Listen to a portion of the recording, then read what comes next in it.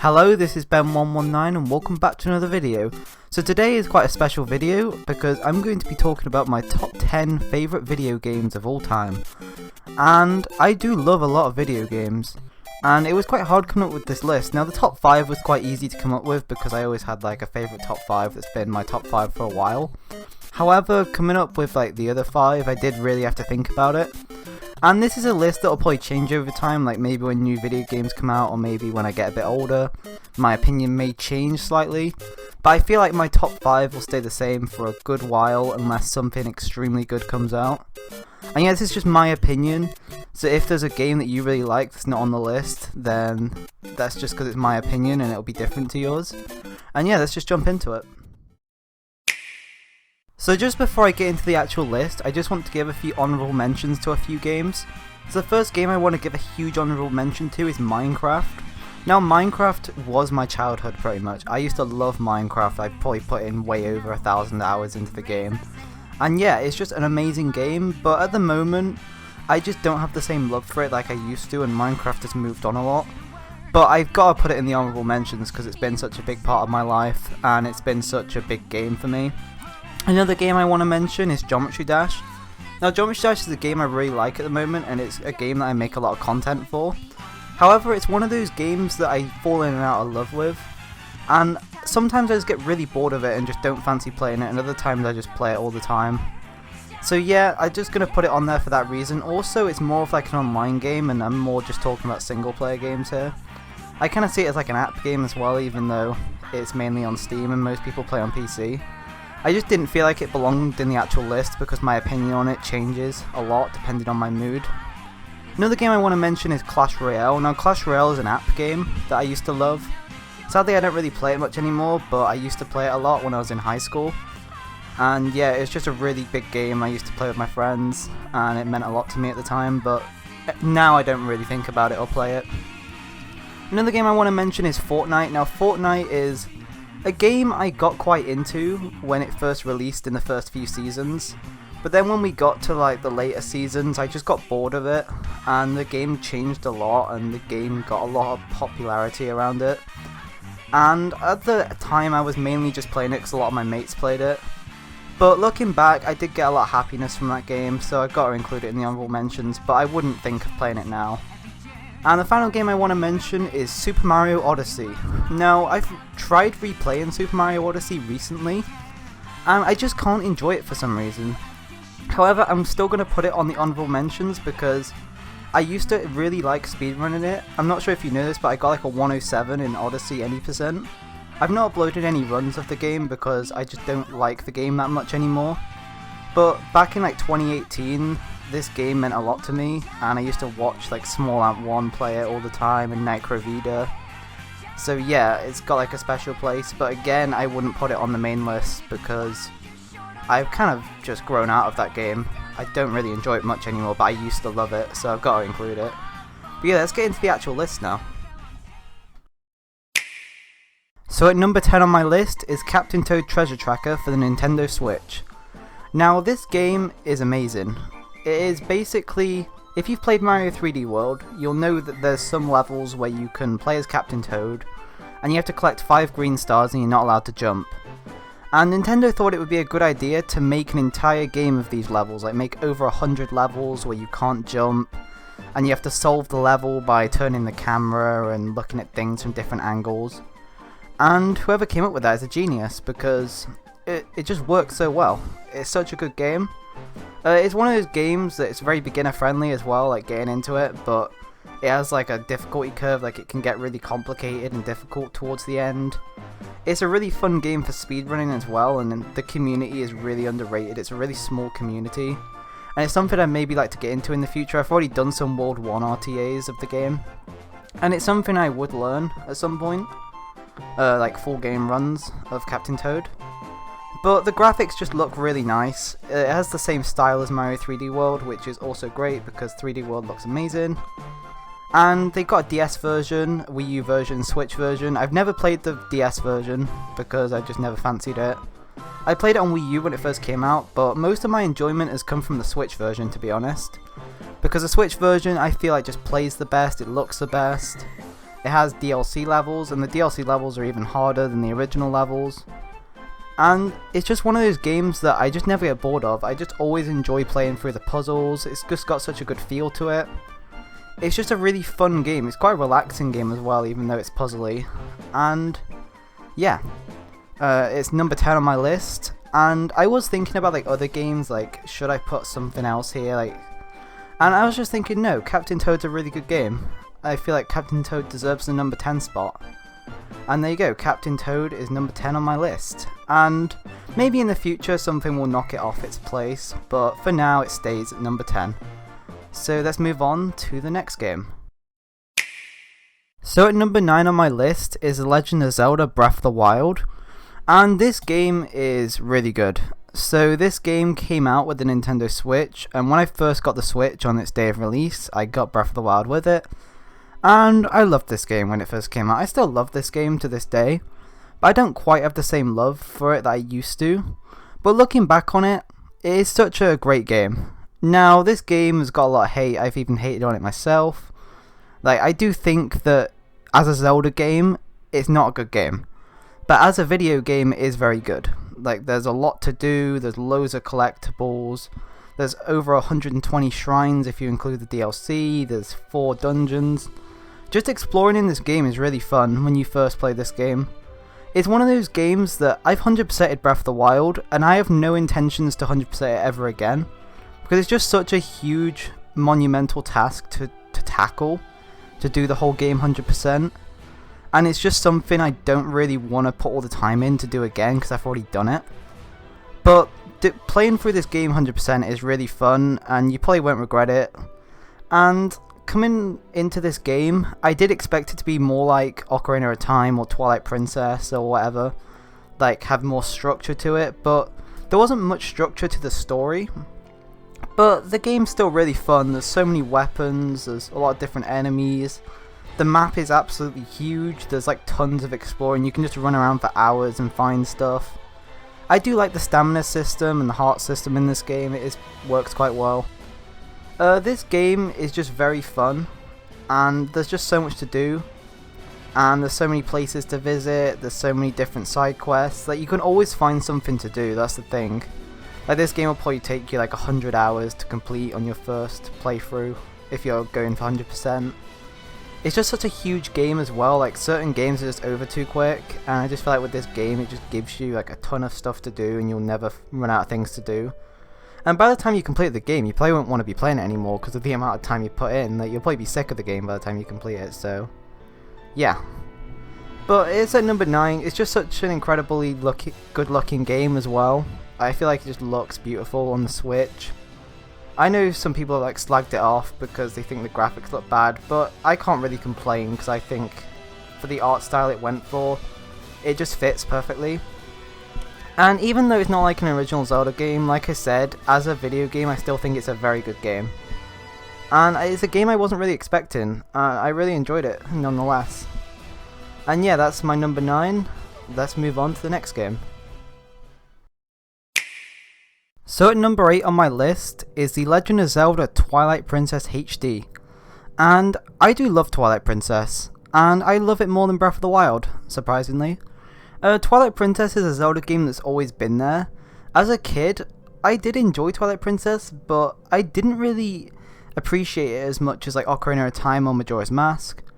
But when the HD version came out when I was a teenager on the Wii U, I played it again, and I just have a new appreciation for the game. I've replayed it since I think I replayed it last year when I did the Dungeon Design series. And it's just one of those games, it's hard to explain. I understand Twilight Princess is not the best design game in the world.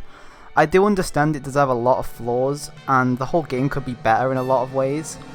However, that doesn't take away from the enjoyment I get from the game, and the fact that I love the game a lot.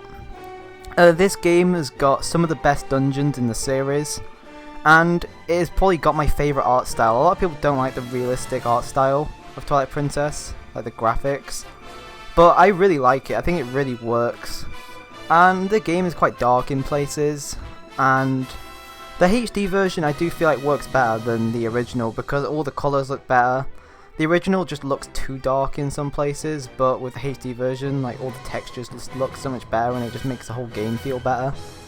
The story is a little bit all over the place in places, but as a game, it's got a lot of structure to it, which I think a Zelda game should have. Like, I know you can't play the dungeons out of order, but at the same time, if you want to play dungeons out of order, just play a different Zelda game where you can do that. I just love Twilight Princess. The items as well. The items are some of the best in the series. Like, you've got the spinner, you've got the double claw shot, you've got the ball and chain, you got the Gale Boomerang. You got some of the best items in the entire series right there. And this game is just one of those games I can always replay it. I'll probably replay it like every other year, like 100% playthrough. Yeah, it's just one of those games that I love, and it's hard to explain why, because I know it's got a lot of flaws, but I still love it nonetheless. And yeah, I like it more than Breath of the Wild, and I think that's just because it plays like an actual Zelda game. Like I said, Breath of the Wild, although it's an amazing game, it doesn't quite feel like a Zelda game, but Twilight Princess feels very Zelda. And yeah, it's at number 8 on the list. It'll probably stay there for a while. And yeah, let's move on to number 7. So at number 7 on my list is Pikmin. Now, Pikmin is one of the first games I ever played, and it was a game that, again, when I was a child, I did like it, it was always there, but since playing Pikmin 3, since playing Pikmin 2 again, since speedrunning, Pikmin 1 has just got a new appreciation because I've realised how clever of a game it is and how masterfully designed the game is. Pikmin 1 came out in 2001, I wasn't even born when the game came out, and playing it now, it does feel a little bit dated. Like, it's a bit short, the game's a little bit short, there's only 5 main maps. You could say the same about Pikmin 3 only having 5 main maps, but it relies on a 30-day timer. So you have 30 in-game days where you have like 13.5 minutes per day, and you have to collect the ship parts from your ship because you crash on the Pikmin planet. And if you don't collect them all in 30 days, then yeah, you die. But if you collect them all in 30 days, then you win the game. And the game has a lot of replayability because of speedrunning, because you can complete the game in the least amount of days possible, you can try and shave off time. The game is even designed for that. Like, if you look around the maps are designed to be played quick. Like, you've got little shortcuts, you've got little cracks in walls where you can get Pikmin through. You've got certain enemies appearing on certain Pikmin days, so if you get to certain areas. For example, if you get to Distant Spring on day 4, there'll be no snitch bugs. So if you're doing a speedrun, that'll make that area go faster. It's almost as if Nintendo intended people to speedrun the game all the way back in 2001 with the way it's designed. The 3 types of Pikmin are really cool, and if it wasn't for Pikmin 1, we wouldn't have Pikmin 2 or 3. And I do prefer the Wii version. I am talking about the Wii version here. I've played the GameCube version. I do have the PAL version because I live in the UK. And the PAL version does run slower, so obviously I don't enjoy that version as much. But I just feel like it controls really well on the Wii with the pointing system. And the whole game, also, it's quite a difficult game, especially when you get to like the Distant Spring. You've got like Bull Bears and Wally Hops, you've got all these difficult enemies that are hard to deal with. And the final boss is also really difficult, and it's a really good final boss. It's the Emperor Bullblacks. And yeah, this game, like I said, you can complete it over and over because you can lower the amount of time it takes you. My best is beating the entire game in 8 Pikmin days. You can do it in 6, however, 6 is pretty much like the human limit and the task limit for the game. It's something I'd like to attempt one day when I'm like better at the game. However, it's something I couldn't achieve now. Only a few people have done 6-day runs, it's insane. But yeah, back on the game, it's just one of those games from my childhood that I'll always remember, and it's a game that I still pick up now and again to replay. It's a game that I've done speedruns for. I'm 8th place in the all parts category on Wii. I've done an 8-day completion series on the game, where I've done like a walkthrough on how to beat the game in 8 days. It's one of those games I always replay and I always find new things to do and enjoyment from the game. And it stays at number 7, and yeah, that is a very solid place on my list. And yeah, Pikmin 1 is an incredible game. I'm going to move on to the next game. So at number 6 on my list is The Legend of Zelda Ocarina of Time, and this game was my childhood. This game is one of the best games ever made. A lot of people say it's the best video game of all time. For me it's number 6, but again, it's like a 9 out of 10 video game for me, so yeah. It's a game I feel like everyone should play. If you're a gamer and you've never played Ocarina of Time, you need to play it. It's such a monumental game, and at the time it was revolutionary for 3D adventure games. The game came out in 1998, so again I wasn't even born when the game came out. And it's a game I played, I think I played it on Wii Virtual Console as a kid. And I just loved the game. There's so much to do, especially for its time, even now, like there's quite a bit to do. The dungeons are really well designed. It's like the first time seeing like dungeons in like a 3D game, and obviously having Link controlling a 3D environment for the first time was revolutionary. And if it wasn't for Ocarina of Time, we wouldn't have Majora's Mask, we wouldn't have Wind Waker, we wouldn't have Twilight Princess, and so on. So if it wasn't for this game, like I said with Pikmin 1, we wouldn't have all the games ahead of its time. But Ocarina of Time, it's a game like Twilight Princess. I always replay it every few years, do 100% completion of the game. And it's just a game I never really get bored of. Even though I know where everything is, even though I know all the dungeons inside out, I still always enjoy replaying it. And there is Master Quest as well, which I'll briefly talk about. And Master Quest is basically the same game as Ocarina of Time, but the dungeons are basically buffed to make the puzzles more difficult. All the puzzles are different and more difficult, all the enemies do double damage, and it creates like a different experience. So if you do know the Ocarina of Time dungeons well, I would highly recommend playing Master Quest. It creates a new challenging experience to play. It's almost like a ROM hack, it feels like a ROM hack almost, with its difficulty and weirdness.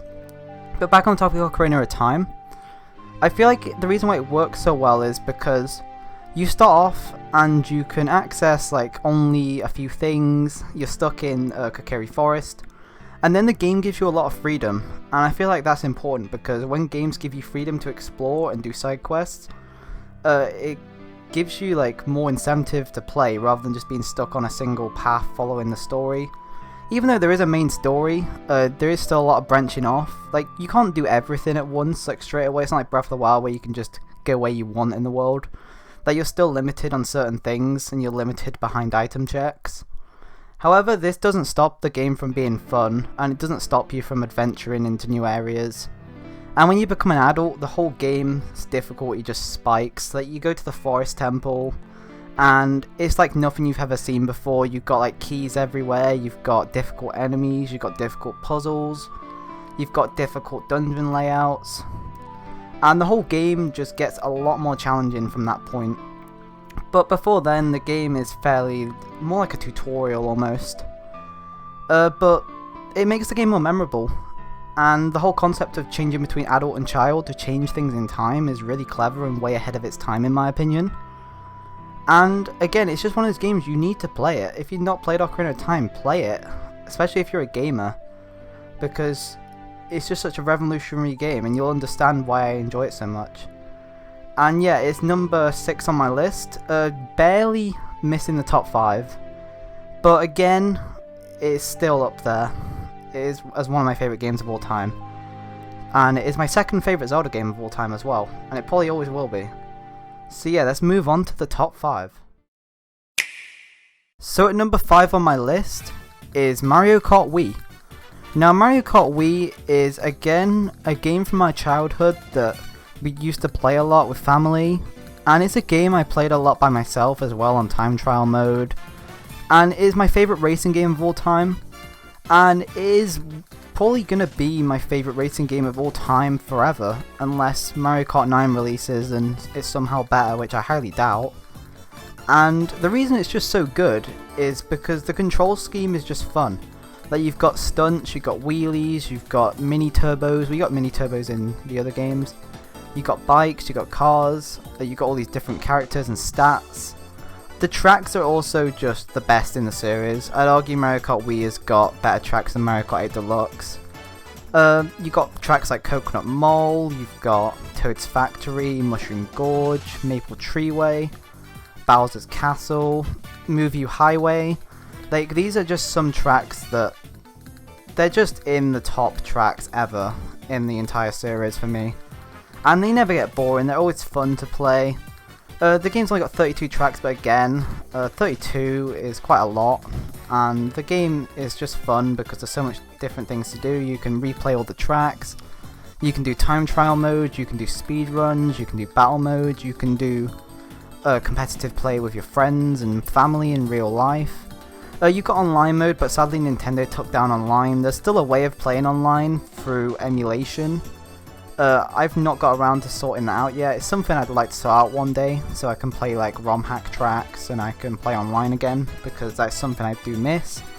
And it is annoying that Nintendo like brought that down, because that was such a competitive thing at the time for people to do. And another reason I like Mario Kart Wii is the community. It's just got such a good community. When the game first came out, there was just so many people speedrunning it, there's so many people playing it. Even today, there's still new world records every month in tracks. There's still new glitchless records. There's new glitches being found still. There's so many players who are still dedicated to this game, like 15 years later, pretty much. I think this game came out in 2008, right? Yeah. So it's almost been 15 years since the game came out, which is pretty scary to think. And yeah, it's just one of those games again, like Ocarina of Time. I just love it so much, and it never gets boring. I can always just play Mario Kart Wii and have fun. And it's just a racing game that's just pure fun. Like a lot of racing games like Mario Kart 8, like yeah, it's a great game, Mario Kart 8. It's in my top 25, but at the same time, it does get a little bit boring after a while. So does like Double Dash. But Mario Kart Wii just never loses that enjoyment. And it's a game that has a lot of... You can improve at the game a lot. There's loads of ways to improve. You can like practice wheeling, you can practice drifting, you can do all these other techniques like low tricks and spin drifts. There's so many things you can do in the game to optimize what you're doing. It's not just like Mario Kart 8 where it's just drifting closer to corners to save time. So yeah, that's why Mario Kart Wii is number 5 on the list, and again it's my favourite racing game of all time. And let's move on to number 4. So at number 4 on my list is Pikmin 3 Deluxe. And Pikmin 3 Deluxe is basically the best Pikmin game ever. I don't think you can improve on it much. There's very little room for improvement. You can still improve it. I did a review on the game, I gave it a 9 out of 10.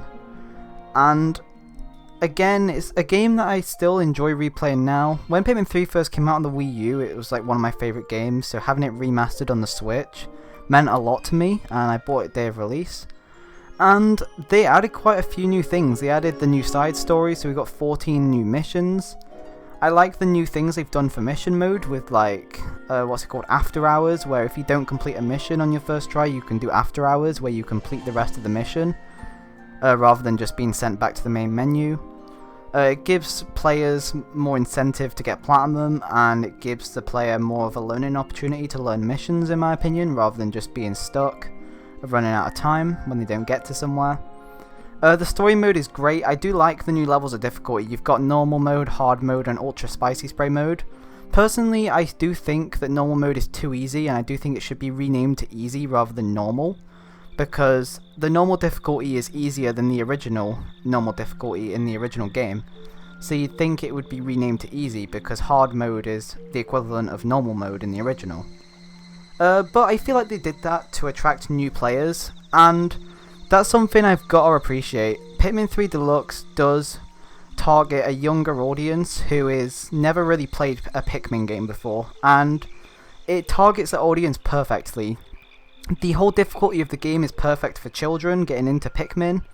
I do like the hints as well, because if you get stuck it can show you where to go. I do have a problem with hints though, because sometimes it can make you play in a more linear way rather than exploring stuff. You just follow stuff and you can miss a lot of the side stuff and collectibles if you do that. However, if it does target a new audience and it does get a new generation of people into Pikmin in the series, then that's not a bad thing at all. That's a really good thing. And you can always just ignore these things. Like if you are a Pikmin veteran like me who speedruns the games, You can just play on the hardest difficulty and you can still enjoy the game. I do argue the hardest difficulty is still a little bit easy, but I think that's just because I speedrun the game. I do think for casual players the hardest difficulty is just fine and just challenging enough. This game again, like Pikmin 1, it's got so much replayability. You've got the day limit again, so you can beat the game in as limited amount of days possible, 100%, any percent. The least amount of days you can beat the game in is 10, and good luck trying to do that. I've done a walkthrough on how to beat the game in 10 days, I've done a let's play on the entire game, I've done pretty much everything in Pikmin 3 Deluxe. When the game came out I did like a huge let's play of it. I did a walkthrough of all the missions, all the side stories, I've done speedruns, I've done a tutorial for beating the game in 10 days, I've done a few glitch videos. Yeah, I've pretty much covered most stuff in Pikmin 3, apart from the any percent glitches and any percent runs. But yeah, it's a game that I'm always going to replay. It's a game I'm really happy they remade. Now usually I look at remakes and I think it's just lazy. Like when 3D World and Bowser's Fury was remastered, I didn't buy it. I wasn't interested in it because I do like 3D World, but I don't like it enough to buy it again on Switch for full price. But when a game comes out that you are really passionate about, a game that you love, and a game that you've grown up with, you should definitely buy it, because it will mean a lot to you, and Pikmin 3 Deluxe means a lot to me. It's number 4 on my list, for God's sake, and I feel like if Pikmin 3 Deluxe wasn't made, then I feel like it would have been bad for the Pikmin community, because Nintendo haven't made a new Pikmin game since 2013. Well, they made Hey Pikmin, but I don't really count that. That's a DS game, it's completely different. But yeah, Pikmin 3 Deluxe, super solid game. It's one of the best games of all time in my opinion. And it easily stays at number 4 on my list. I highly doubt anything will knock it off soon. And let's move on to the top 3. So at number 3 on my list is Super Monkey Ball Deluxe. Now Super Monkey Ball has been a huge thing, it's a huge part of my childhood. It was the first video game I ever played, and it is the first video game I got really good at as well. And Monkey Ball is known for being frustratingly difficult. The later levels, the expert and master levels, are extremely difficult. And the thing I don't like about new Monkey Ball games is the fact that they nerf all the levels. They just tone the difficulty way down for the new audience. However, the thing I love about Monkey Ball 1 and 2 and Deluxe, I'm putting Deluxe in this place because it's got Monkey Ball 1 and 2 levels and extra levels. Because I feel like placing 1 and 2 in separate places would be a waste of a list spot, because I think having other games on the list is just better. So having Deluxe there covers it. And the reason I love Deluxe so much is there's just so many levels, there's so many different things on the game.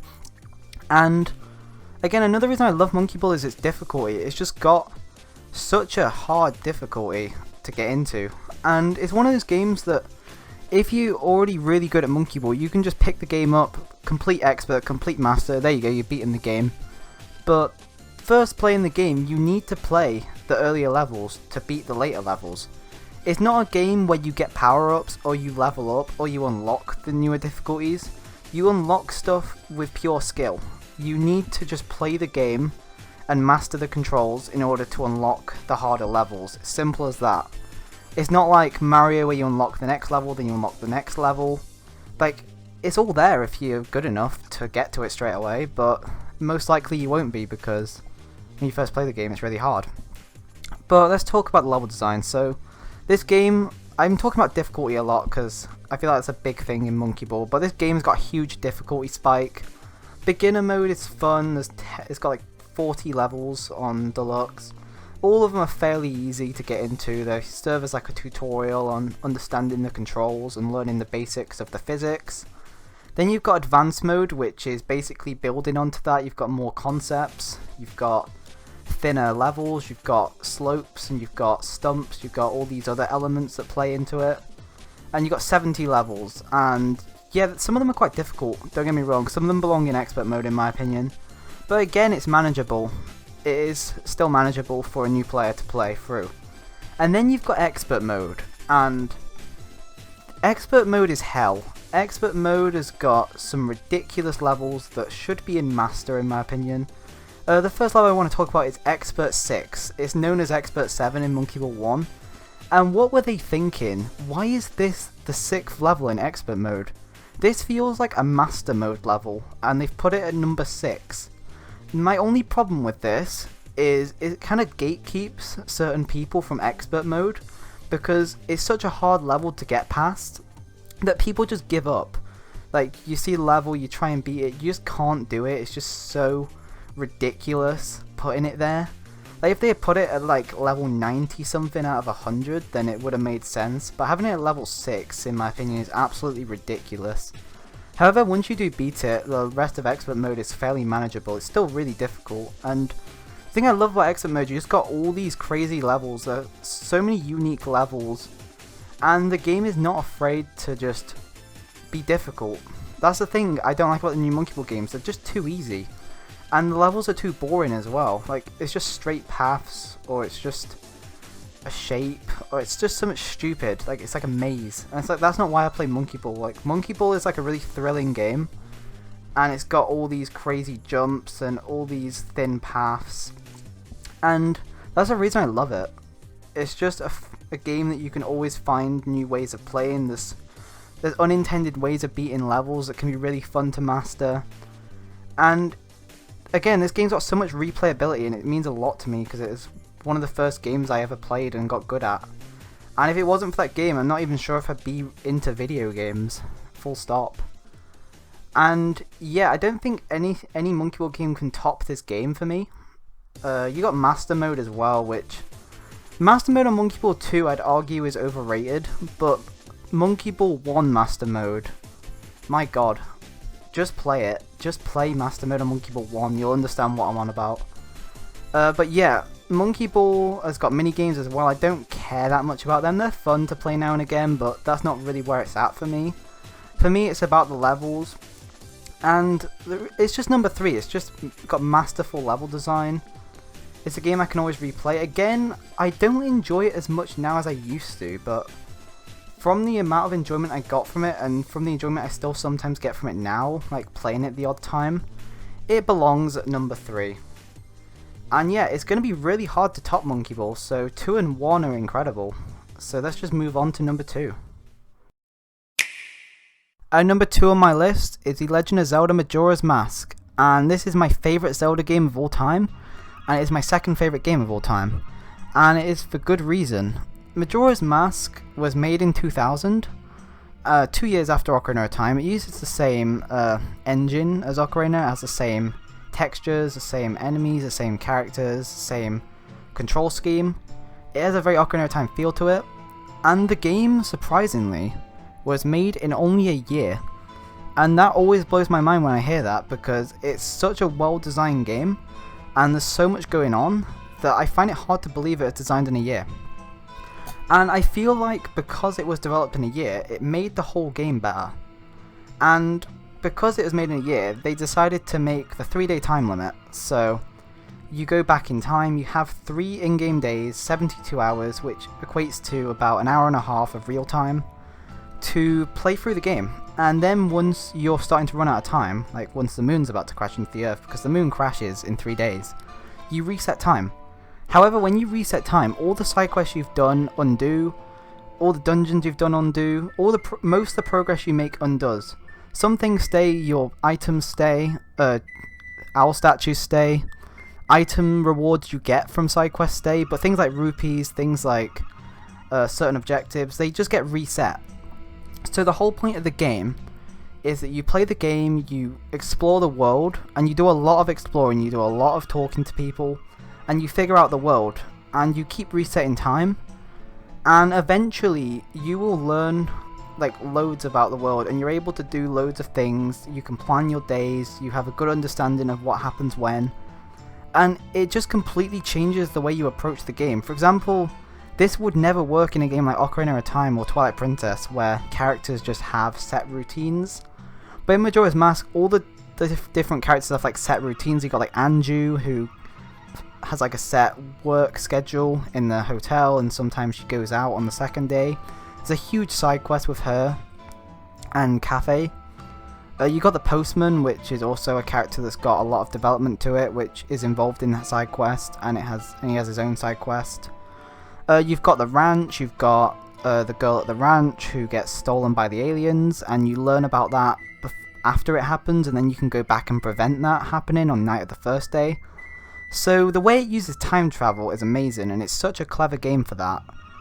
And you just can't argue with the design of it. Because some people are like, oh, I don't like the 3-day time limit, it adds too much pressure to the game, or it just adds like an element that I find annoying. But without that, the game wouldn't be what it is. It makes it unique, it makes it stand out, and for that, I just love it. And people sometimes argue, they're like, oh, they've only got 4 dungeons, like this sucks, there's only 4 dungeons. But in my opinion, I don't think that's a bad thing at all. Because Majora's Mask isn't necessarily about the dungeons or the combat, it's more about the side quests and the world itself, and learning about the characters and exploring that, and finding things, and understanding Termina as a place, and as a concept, I guess. But the dungeons are still really well designed. You've got Snowhead Temple and Stone Tower Temple, which are 2 of my favourite dungeons of all time. Again, Great Bay Temple and Woodfall Temple are still very solid dungeons, but I do feel like if the game did have more dungeons, then it would have less side quests, and because the game was only made in a year, you can see why it only has 4 dungeons. And the dungeons you get, like I said, you got Stone Tower, for God's sake. Stone Tower is the best concept in any dungeon ever. You flip the whole dungeon upside down, and it creates like a new way of playing that set dungeon. And there's certain puzzles where you have to reflip the dungeon to access stuff. It's a very complex dungeon, and it's the final dungeon for a good reason because of how hard it is.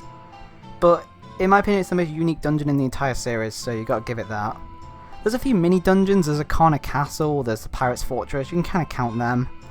But you can see that this game was made in a year, you can tell it's a little bit rushed, but at the same time you can't because of how well designed it is with the side quests and the characters. And you've got 52 heart pieces, you have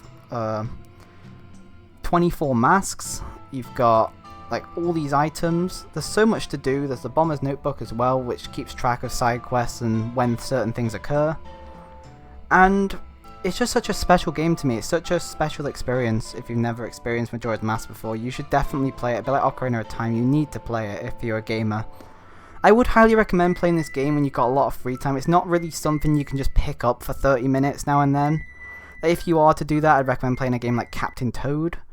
But if you've got a lot of free time, then I'd highly recommend picking it up, because you're going to need a lot of free time to get sucked into the world of Termina to play this game.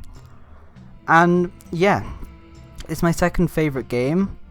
And again, I can't believe this game was made in a year. Like, they only had a year. And I don't think the developer even wanted to make the game originally. They thought it'd be stupid.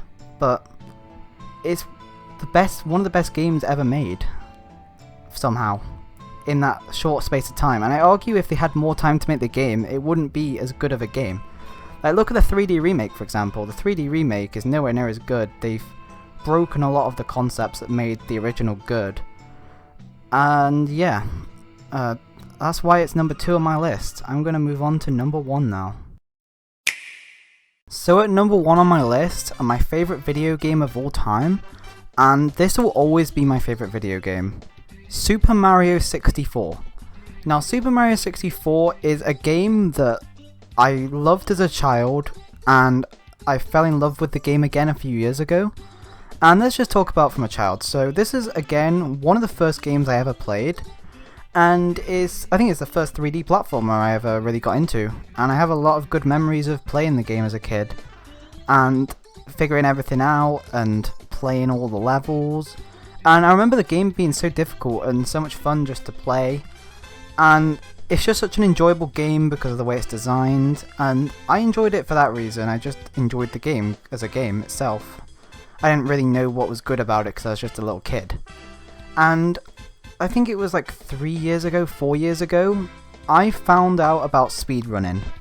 And as you know, Mario 64 is the most popular game in the world to speedrun. And when I saw people speedrunning the game, I instantly replayed the game, I instantly got into speedrunning, and I found a new love for the game. Speedrunning Super Mario 64 is one of my favourite things to do in gaming ever. Speedrunning has just changed my life almost, with how I see video games and how I play games, and it's opened me up to like a new community. If it wasn't for speedrunning, I probably wouldn't have even started this YouTube channel. And speedrunning Mario 64, it made me appreciate the game even more than I did before. Because I was a little bit older, I was a teenager at the time, so obviously I had a better understanding of how games worked, and game design, level design. And it just made me appreciate every single level and every single star. You can see how masterfully designed it is. And you gotta remember, this game was made in 1996, and it was like the first major 3D platformer, a bit like how Ocarina of Time was the first major 3D adventure game. And yeah, it's slightly dated, but at the same time it's really not. Like, this game can still be fun today. Like, they remade it on the Nintendo Switch, which again I don't like because they patched out a few glitches and it just feels different to the original. It doesn't have that original look. But at the same time, it's brought the game to a new audience, and that's always a good thing because you got a new, like, younger audience playing an old Mario game. And you can still appreciate the game now. It's not really dated. The fact that it's got such a simple style to it, I think it'll just remain, like, great forever. Like, some games look dated when you look back at them. But Mario 64, it does, but it doesn't, because of the art style again. It's got such a simple look to it, which I feel like works, because when games go for a realistic look, especially old games in the 2000s and 90s, they look really weird now. But Mario 64 always looked good because it's meant to look cartoony and simple. The level design is absolutely masterful, and originally the game was actually going to be made in the style of like a Mario Bros game, where you'd have like a level, then you move on to another level, then you move on to another level. But they couldn't fit all the levels on the N64 cartridge, so instead they opted to have 15 main levels, and there'd be 6 stars in each level, so you'd replay each level, you'd get kicked out of the level once you get a star, then you'd jump back in. And I think that created the game for what it is. Like, if it wasn't for that, the game just wouldn't be as good. It's so unique having paintings. Like, it's something I've never really thought of before, heard of before in games, like jumping into a painting to get to a new level. Because usually at games you just go into the next level, don't you? Like, even in the new Mario games you kind of just do that. But Mario 64, you jump into a painting, and then you've got Bob-omb Battlefield, which is a really great beginner level. It opens you up to the 3D environment. You got Whomp's Fortress, you got Cool Cool Mountain, Jolly Roger Bay. These are all great beginner levels to get you started on a 3D platform. And you gotta remember, this is the first major 3D platformer, so the reason why some of the level design might be kind of basic is because, yeah, people hadn't really played platformers before this point, so you need to start somewhere. But the game still holds up now. The game's still really fun to play now, casually, and to speedrun. And again, speedrunning this game is given me infinite replayability because I know where all the stars are, I know how to get each star. So the game, I wouldn't say it got boring, but it got very predictable. So adding speedrun into it, especially with all the different categories, you got 120 star, 70 star, 16 star. There's so much more replayability to it, and there's always new things to learn. There's like new strats you can learn new time saves. You approach the game differently, and obviously you get a lot better at the game. Like, I am so much better at the game than I used to be as a kid, obviously, because I can now do like rollouts and long jumps and wall kicks consistently, like 99% of the time. I fully understand how the camera works now. Before, I didn't really have a good understanding of how the camera worked, and I thought it was just bad, but now I understand how Mario Cam works. I feel like speedrunning the game, if you love the game itself, you should definitely try out speedrunning. It'll give you a new appreciation for the game. Even if you're not into speedrunning, maybe just try like a 16-star run, because trust me, you will see the game differently. And you might even get addicted to speedrunning, which is not always a bad thing, because speedrunning's fun. And yeah, you got the later levels as well. You got like Rainbow Ride and TikTok Clock, which are both just got huge levels of difficulty. Like, maybe it's just because I speedrun the game, I don't really think they're very hard. but casually they are frustrating, especially 100 coins. 100 coins is a really good concept, and it makes coins useful. Now coins are kind of useless in certain games, like Mario Galaxy, coins are useless.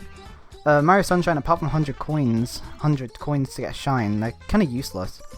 But Mario 64, coins are useful because you gotta get those 100 coin stars, and the fact you compare them with other stars is really good. It doesn't kick you out the level, and also that's good for speedrunning.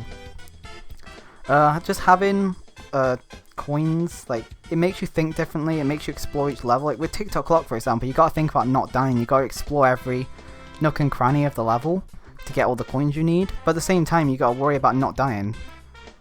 And it just creates like this pressure, which I think is actually good. And 100 coin stars are just really memorable. You got secret stages like Peach's Slide, you got the Cloud stage, you got the cap stages. The caps are pretty cool. I think they're slightly underused, but at the same time I think they're completely fine. And it's just one of those games, it's my favourite game of all time, and nothing will ever beat this. It's just my go-to game when I don't know what to do, or if I just fancy playing something, or if I fancy speedrunning. It's just one of those games I'll always replay, and I'll always love Mario 64. It's my favourite game of all time, and it has been since I've been a kid. And I'm still playing it now at 19 years old, and I probably still will in the far future. So yeah, let's move on to the results and the end of the video. Alright, so this is the results of the top 10 list. This is where all the games placed. If you forgot any of the earlier entries, which you might have because this is like a 50-minute video.